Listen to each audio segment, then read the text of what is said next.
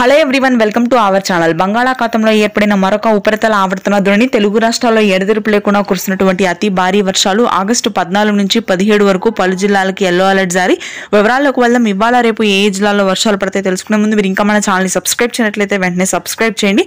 ప్రస్తుతానికి తెలంగాణలో భారీ వర్షాలు ఉన్నాయి. రంగారెడ్డి, సంగారెడ్డి, వికారాబాద్, నిజామాబాద్, గద్వాల్, కరీంనగర్, వరంగల్, వనపర్తి, వికారాబాద్ జిల్లాల్లో కుండపోత వర్షపాతం నమోదవుతుంది. ఈ రోజు రాత్రికి మరింతగా వర్షపాతం పెరగనుంది. హైదరాబాద్ నగర ప్రాంతం మొత్తం కూడా అత్యధిక వర్షాలు నమోదవుతున్నాయి.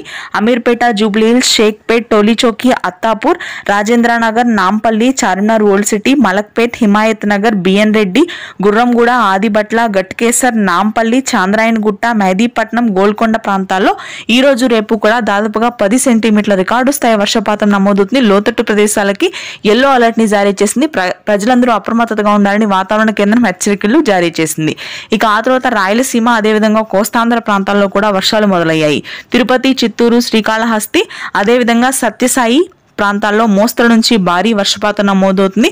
మధ్యాంధ్ర, గుంటూరు, కృష్ణా, కోనసీమ భాగాల్లో ఆకాశం మేఘావృతమై తేలికపాటి జల్లులు మాత్రం నమోదవుతాయి. విశాఖ, విజయనగరం ప్రాంతాల్లో భారీ వర్షాలుంటాయి పలు చోట్ల. Thanks for watching.